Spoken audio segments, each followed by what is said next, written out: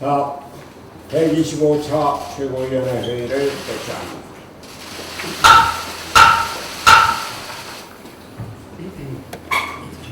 지난 17일 러시아 어선을 타고 북한에 억류되었던 우리 국민 2명이 어제 오후 강원도 속초항으로 무사히 귀환을 했습니다. 바른미래당은 안전하게 돌아오신 승명하며 그동안 마음고생을 하셨던 가족 여러분께도 위로의 말씀을 드립니다. 나라가 안팎으로 혼란스러운 요즘입니다. 대통령이 휴가를 취소하고 국무총리도 휴가를 취소하면서 정치권 전반이 휴가에 주춤하고 있는 상황입니다. 외교에서의 혼란과 고립은 대한민국이 제대로 존재하는가를 의심할 지경에 이르기까지 했습니다. 일본이 오는 8월 2일 열리는 하의에서 한국을 수출 절차 간소화 대상, 즉 화이트리스트에서 제외하는 개정안을 처리할 전망이라고 합니다. 한국에서 일본 제품에 대한 불매 운동이 확산되는 가운데 7월 31일부터 태국 방콕에서 열리는 아세안 지역 안보 포럼 ARF에서 한일 외무장관 회담이 연기되어 있습니다만 아직 한일 간 대화에 특별한 진전은 없고 계속 긴장만 고조되고 있는 것으로 보입니다. 북한은 25일 신형 탄도미사일을 발사했고 김정은 국무위원장은 남조선 군부 호전 세력들에게 엄중한 경고를 보내기 위한 무력 시위라고 강조했습니다. 무력 시위라고 강조했습니다. 현재의 방어 체계로는 대비가 힘든 신형 무기라는 보도도 있습니다. 이에 대해 트럼프 미국 대통령은 작은 미사일이라고 하면서 북한의 미사일이 전혀 문제가 아니다라고 평가했습니다. 미 본토에 직접 위협이 되는 대륙간 탄도미사일이 아니면 개의치 않겠다는 뜻인지 크게 우려하지 않을 수 없는 발언입니다. 오히려 트럼프 미 대통령은 어제 SNS를 통해서 WTO의 개발도상국 우대 체계에서 한국을 제외할 것을 요구했습니다. 트럼프 대통령의 발언은 주로 중국을 겨냥한 것이라고는 하지만 한국을 직접 거명했다는 점에서 앞으로 농업 분야를 포함한 통상 압박이 거세질 것을 예고하고 있는 것입니다. 러시아와 중국의 군용기가 대한민국의 영공을 침범하고 러시아가 이를 부인하고 있는데도 우리는 제대로 대응하지 못하고 있는 실정입니다. 북한, 중국, 러시아의 새로운 동맹 체제와의 대결 구도가 염려되는 상황이 전개되고 있는 것입니다. 지난 6월 15일 있었던 삼척항 목선이 상륙해서 세상을 시끄럽게 했는데 그제도 북한군 부업선으로 추정되는 목선이 NLL을 넘어서 남하했다는 소식이 있었고 지난 23일에는 9년 만에 직파 간첩이 검거되기도 해서 우리 국민을 더욱 불안케 하고 있습니다. 문재인 대통령과 이낙연 총리가 휴가를 취소하면 뭐합니까? 어수선한 외교 문제를 정리하기 위한 마땅한 조치가 있어야 하지 않겠습니까? 국내 정치를 보면 외교 행위는 보이지 않고 그저 보이는 것이 검찰총장을 임명하고 우리 총장님이라고 추켜세우고 조국 민정수석은 퇴임하면 곧 이어서 법무장관으로 개선장군처럼 들어설 것이라는 얘기가 뉴스를 덮고 있습니다. 지금은 더 이상 적폐청산에 국력을 허비할 때가 아닙니다. 우리나라가 처한 외교 위기를 해결하기 위해 국력을 집중해야 할 때입니다. 외교 안보 라인의 전면적인 교체를 통해 대한민국의 저력을 다시 확인해야 합니다. 미국과 일본에 대해서 내용 있는 대화를 할 수 있는 중량급 전문가를 동원해야 합니다. 미국과 일본 등 전통적인 동맹국들과의 관계 개선이 급선무입니다. 원로들을 모셔서 미국과 일본 등 우리나라의 동맹체제를 다시 확인해야 할 때입니다. 코드 인사로는 오늘의 위기를 극복하지 못합니다. 마침 오늘 제가 제안하고 청와대 영수회담에서 합의되었던 범국가적 비상협력기구의 구성을 위해 5당 사무총장이 실무협의를 가질 예정이라고 합니다. 우리 국민에게 희망을 줄 수 있도록 협의가 원활히 진행되어 조속히 기구가 출범할 수 있게 되기를 바랍니다. 국회도 안보 문제와 추경 처리가 합의되어서 일하는 국회 모습을 보여주기를 간곡히 당부합니다. 이상입니다. 정책의장 최유입니다. 상장회사에서 회계 감독은 감사위원회의 가장 중요한 업무입니다. 따라서 현행 상법은 자산 2조 원 이상의 상장회사 감사위원회에 반드시 일정 기간 경력을 갖춘 회계 재무 관련 전문가 1명 이상을 선임하도록 규정하고 있습니다. 이를 위반하는 경우 5천만 원 이하의 과태료를 부과할 수 있습니다. 그런데 지난 5월 경제개혁연구소가 분석한 자료에 따르면 감사위원회를 설치한 대기업 집단 소속 상장회사 199개 중 57개는 법률 요건 충족 여부가 애매하여 면밀한 조사가 필요하고 대한항공과 태광산업을 비롯한 11개 회사는 상법 규정을 위반한 것으로 드러났습니다. 이를 바탕으로 경제개혁연대는 금감원과 거래소에 현황 조사 및 시정 조치를 요구했지만 업무에 참고하겠다라는 원칙적인 답변만 내놓고 나몰라라 손을 놓고 있는 실정입니다. 시장을 감시하고 투자자를 보호하는 데 앞장서야 할 금감원과 거래소의 무책임한 행태를 보아하니 이러고도 문재인 정부가 공정경제를 추진한다고 할 수 있는지 개탄스럽습니다. 결국 지난 목요일 경제개혁연대는 회계 재무 전문가 요건을 명확하게 위반한 11개 회사에 대해 법무부가 과태료 처분을 하도록 요청했습니다. 금감원과 거래소가 방치한다면 상법의 주무부처인 법무부가 직접 나서라는 것입니다. 법무부는 회계 재무 전문가 요건을 위반한 상장회사를 적극 조사하고 과태료 부과 등 적극적인 제재를 해야 할 것입니다. 또한 공정경제를 실현하기 위해 조속히 법무부와 금융당국 그리고 거래소는 상시적으로 상장회사가 법규를 위반하고 있는지 점검하는 시스템을 마련해야 할 것입니다. 한 가지 더 말씀드리겠습니다. 지난주 한 언론사에서 보도한 금융감독원 내부 자료에 따르면 2018년 말 기준 우리나라 자영업자 수가 적정 수준에 비해 176만 명 과잉이라고 합니다.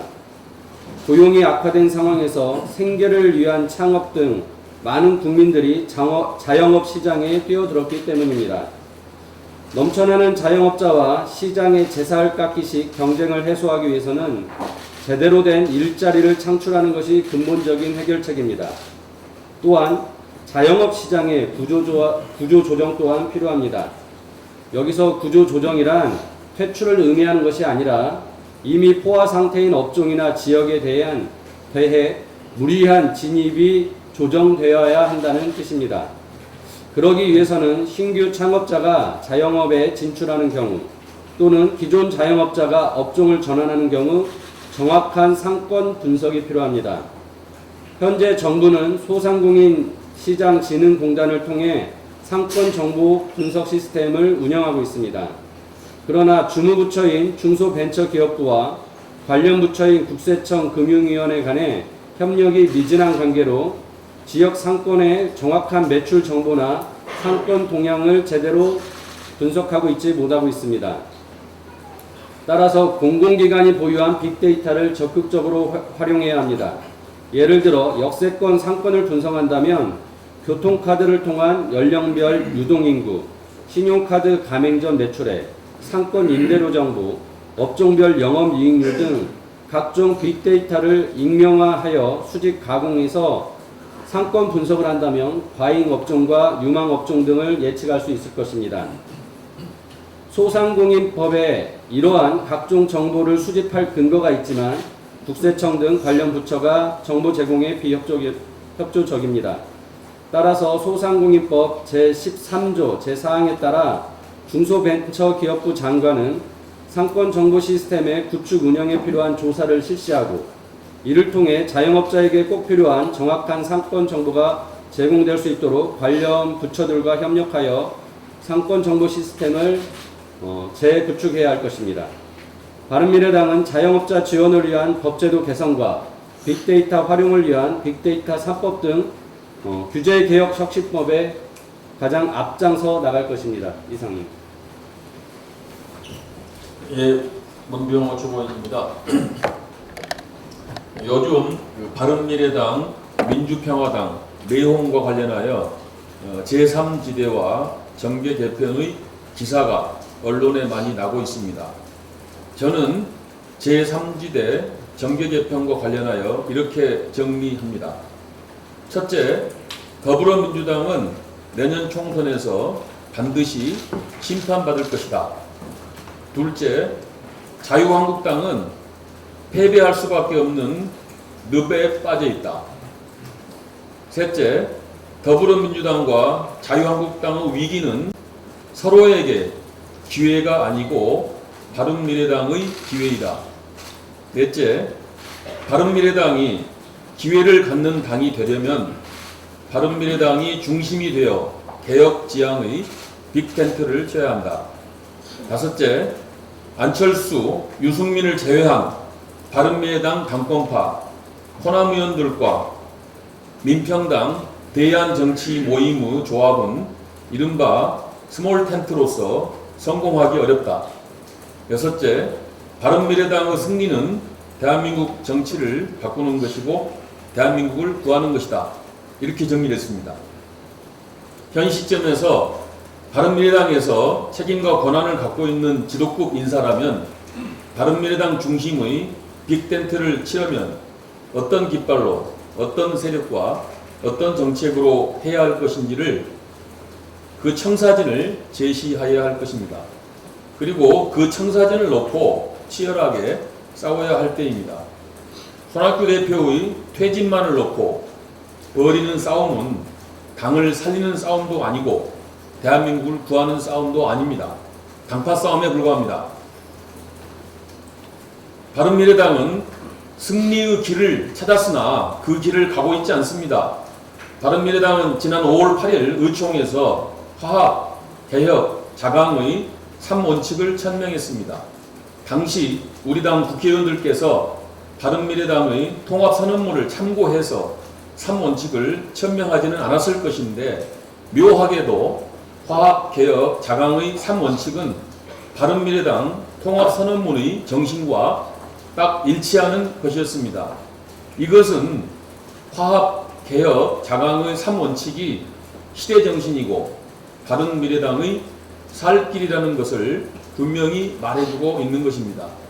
문제는 바른미래당이 화합, 개혁, 자강의 3원칙을 선언해 놓고도 그동안 이것을 구체화시키고 실천하는 노력이 거의 없었다는 것입니다. 오히려 거꾸로 가는 모습만 보여주었습니다.